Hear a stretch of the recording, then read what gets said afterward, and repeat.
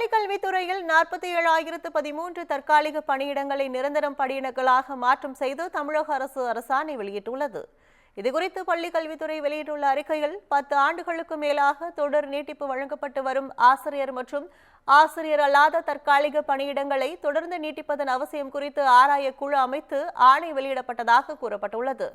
அந்த குழுவின் கூட்டம் கடந்த ஆண்டு பிப்ரவரி மாதம் நடைபெற்றதாகவும் கூட்டத்தில் பள்ளிக்கல்வி இயக்ககத்தின் கீழ் செயல்படும் தற்காலிக பணியிடங்கள் அனைத்தும் நிரந்தர பணியிடங்களாக மாற்றலாம் என்று முடிவு செய்யப்பட்டதாகவும் தெரிவிக்கப்பட்டுள்ளது.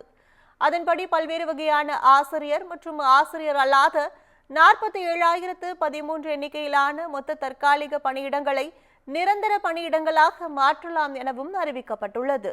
மேலும் தொழிற்கல்வி ஆசிரியர் மற்றும் பல்வேறு ஆசிரியர் அல்லாத மொத்தம் 5,418 எண்ணிக்கையிலான தற்காலிக பணியிடங்களை ஒழிவடையும் பணியிடங்களாக தற்காலிகமாக தொடரலாம் எனவும் இப்பணியிடங்களில் இருப்பவர்கள் ஓய்வு பெறும்போது இந்த பணியிடங்கள் சரண் செய்யப்பட வேண்டும் எனவும் குறிப்பிடப்பட்டுள்ளது.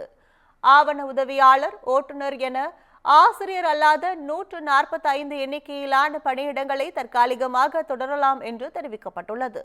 இப்பணியிடங்களில் இருப்பவர்களுக்கு மேலும் 5 ஆண்டுகளுக்கு தொடர் நீட்டிப்பு வழங்கலாம் என்றும் 2 முதன்மை உடற்கல்வி ஆய்வாளர் பணியிடங்களை புத்தாக்கம் செய்திடலாம் என்றும் அறிவிக்கப்பட்டுள்ளது.